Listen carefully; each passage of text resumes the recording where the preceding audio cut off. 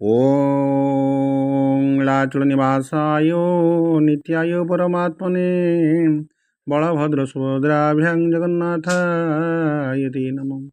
দর্শক বন্ধু, আজ আমি জানিবা ধনু রাশি শনি ଢାୟା କେବେ ସରିବ, ଆପଣଙ୍କର ଶନି ଯିବା ବେଳେ କି ଫଳ ଦେବେ, ଶୁଭ କି ଅଶୁଭ, ତାହା ତର୍ଜମା କରିବା। ତେଣୁ ପ୍ରଥମେ ମୁଁ ଅନୁରୋଧ କରିବି ଯେଉଁମାନେ ଚ୍ୟାନେଲଟିକୁ ସବସ୍କ୍ରାଇବ୍ କରିନାହାନ୍ତି ସେମାନେ ସବସ୍କ୍ରାଇବ୍ କରିଦେବେ, କାରଣ ଏଟା ଆଧ୍ୟାତ୍ମିକ ଭିଡ଼ିଓ ସହିତ ଆଷ୍ଟ୍ରୋଲୋଜି ସମ୍ବନ୍ଧରେ ଆପଣଙ୍କର ଛୋଟ ଛୋଟ ଭିଡ଼ିଓ ମାଧ୍ୟମରେ ମୂଲ୍ୟବାନ କଥା ମୁଁ ଜଣାଉଛି। ତେଣୁ ଦର୍ଶକ ବନ୍ଧୁ ନିଶ୍ଚିତ ଭାବରେ ଚ୍ୟାନେଲଟିକୁ ସବସ୍କ୍ରାଇବ୍ କରିଦେବେ। ଧନୁରାଶି ଆପଣଙ୍କର ଅଧିପତି ହେଲେ ବୃହସ୍ପତି। ଶନି ଢେୟା ଆପଣ ଚାଲିଛି, କିନ୍ତୁ ଶନି ଢେୟାକୁ ଆପଣ ଡରିବେ ନାହିଁ। ଶନି ଆପଣଙ୍କୁ ନିଚକୁ ନ ନେଇ ପୁଣି ଉପରକୁ ଉଠାଇବେ। ଧନୁରାଶିରେ ଆପଣଙ୍କର କ'ଣ କ୍ଷତି ହେବ, କ'ଣ ଲାଭ ପାଇବେ, କ'ଣ ଆପଣଙ୍କର କ୍ଷତି ହେବ, ସେ ବିଷୟରେ ଆମେ ତର୍ଜମା କରିବା।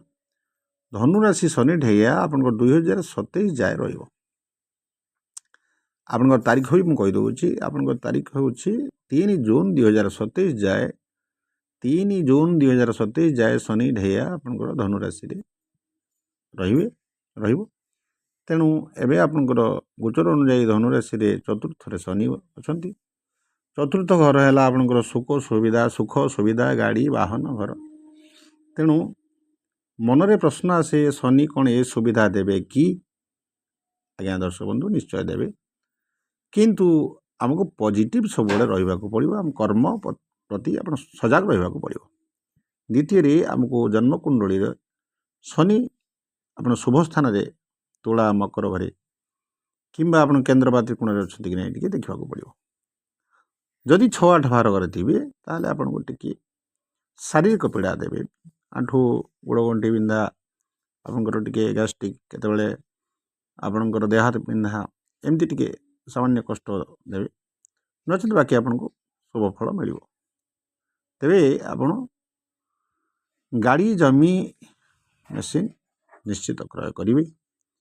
ଦଶମ ଘରକୁ ଚତୁର୍ଥ ଘରେ ଶନି ଗୋଚରରେ ରହୁଥିବାରୁ ଏବଂ ଦଶମ ଘରକୁ ଦୃଷ୍ଟି ହେତୁ ଆପଣ ଚାକିରିରେ ଆପଣଙ୍କର ଟ୍ରାନ୍ସଫର ହୋଇପାରେ। ଆପଣଙ୍କର ଚାକିରି ରେସ୍ପନ୍ସିବିଲିଟି ଆପଣଙ୍କୁ ଅଧିକ ମିଳିବ, ପ୍ରମୋସନ୍ ବି ମିଳିବ। ନୂଆ ଚାକିରି ଯେଉଁମାନେ ଚେଷ୍ଟା କରୁଥିବେ ସେମାନେ ନୂଆ ଚାକିରି ପାଇଁ ଚେଷ୍ଟା କଲେ ନୂଆ ଚାକିରି ମଧ୍ୟ ମିଳିବ। ଜବ୍ର ଆପଣଙ୍କର ଚାନ୍ସ ବହୁତ ଅଛି, ମିଳିବା ପାଇଁ ବହୁତ ଅଛି। ଆପଣ ଟିକିଏ ଚେଷ୍ଟା କରିବେ ଦରକାର ଏବଂ ସେଥିପାଇଁ କର୍ମ ପ୍ରତି ସଜାଗ ରହିବା ଦରକାର।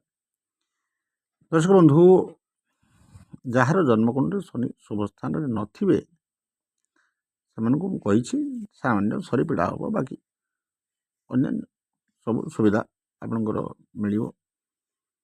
ଦର୍ଶକ ବନ୍ଧୁ, ଆପଣ କର୍ମ ହିଁ ଭଗବାନ। କର୍ମ ପ୍ରତି ଆପଣଙ୍କୁ ପଜିଟିଭ୍ ରହିବାକୁ ପଡ଼ିବ। କର୍ମ ପ୍ରତି ଆପଣ ଉଦାସୀନ ହେବେ ନାହିଁ। ଶନି ଆପଣ ନିଶ୍ଚିତ ଆପଣଙ୍କର ଉନ୍ନତି କରିବେ। ଆଉ ପ୍ରତିକାର ସମ୍ବନ୍ଧରେ ମୁଁ ଆପଣଙ୍କୁ କହିବି, ବୃହସ୍ପତିଙ୍କର ବୀଜ ମନ୍ତ୍ର ଓଂ ଗ୍ରାଂ ଗ୍ରିଂ ଗ୍ରୌଂ ସହ ଗୁରବେ ନମଃ ଜପ କରିପାରିବେ, ବା ସଂକ୍ଷେପରେ ଓଂ ବ୍ରୋଂ ବୃହସ୍ପତି ନମ ଜପିଲେ ମଧ୍ୟ ଶୁଭ ଫଳ ପାଇବେ। କାରଣ ବୃହସ୍ପତି ଆପଣଙ୍କର ଅଧିପତି ଗ୍ରହ, ଧନୁରାଶିର ଅଧିପତି ବୃହସ୍ପତି। ତେଣୁ ଓଂ ବ୍ରୋଂ ବୃହସ୍ପତି ନମ ଯଦି ସଂକ୍ଷେପରେ ଆପଣ ଜପିବେ ଆପଣ ଶୁଭ ଫଳ ପାଇବେ। ଶନି ଢେୟା ହେତୁ ହନୁମାନ ଚାଳିଶା ଆପଣ ଟିକେ ପାଠ କଲେ ଆପଣ ଉନ୍ନତି କରିବେ। ବା ଶନିଙ୍କର ବୀଜ ମନ୍ତ୍ର ଓଂ ପ୍ରାଂ ପ୍ରିଂ ପ୍ରୋଂ ସହ ଶନିଦେବାୟ ନମଃ ଜପିଲେ ମଧ୍ୟ ଶୁଭ ଫଳ ପାଇବେ। ବା ଓଂ ପ୍ରାଂ ପ୍ରିଂ ପ୍ରୋଂ ସହ ଶନିଶ୍ଚରାୟ ନମଃ ଜପିଲେ ମଧ୍ୟ ଶୁଭ ଫଳ ପାଇବେ। ଦର୍ଶକ ବନ୍ଧୁ, ଅଧିକ କିଛି କହିବେନି, ଆପଣ ନିଶ୍ଚିତ ଭାବରେ ଚ୍ୟାନେଲଟିକୁ ସବସ୍କ୍ରାଇବ୍ କରିଦେବେ। ନମସ୍କାର।